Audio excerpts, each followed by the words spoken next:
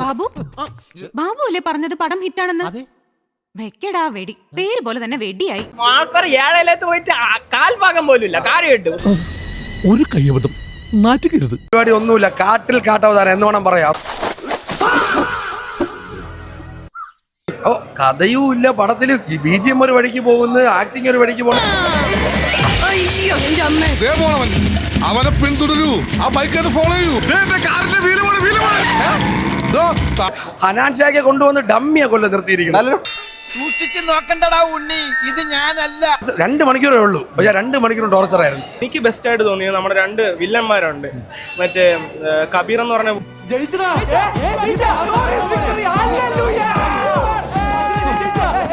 പുള്ളിയും മറ്റേ സുനിലും, ഇവർക്ക് 2 പേർക്കും നല്ല റോള് കിട്ടിയിട്ടുണ്ട്, നന്നായിട്ട് ചെയ്തിട്ടുണ്ട്. പെപ്പയ്ക്കൊന്നും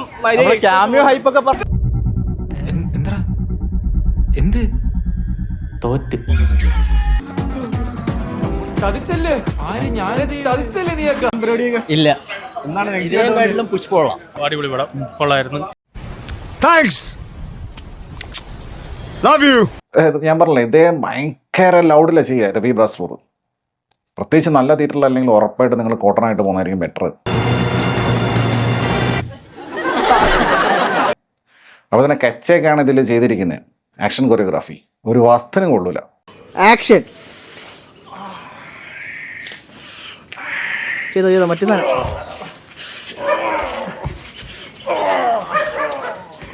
പെപ്പേൻ്റെ കാര്യം ആലോചിക്കുമ്പോൾ കഷ്ടമുണ്ട്. പുള്ളി നന്നായി പണിയെടുത്തിട്ടുണ്ടാവും, ഒക്കെ സമ്മതിച്ചു. പക്ഷേ പുള്ളിക്ക് ചേരൂല.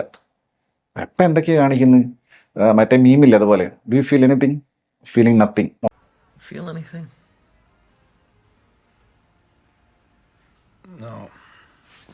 മൊത്തത്തിൽ ഒരു മുൻപ് ഞാൻ പറഞ്ഞിട്ടുണ്ട്, ഏതോ പടത്തിന് ബമ്പം വെക്കാമെന്ന്, കാട്ടിൽ കാട്ടവരാതെന്ന്. അതുപോലെ അതെന്തിനാടാ പന്നി ഇപ്പൊ പറഞ്ഞതല്ല, പിന്നീട് വരെ അവസരം കിട്ടിയില്ലെങ്കിൽ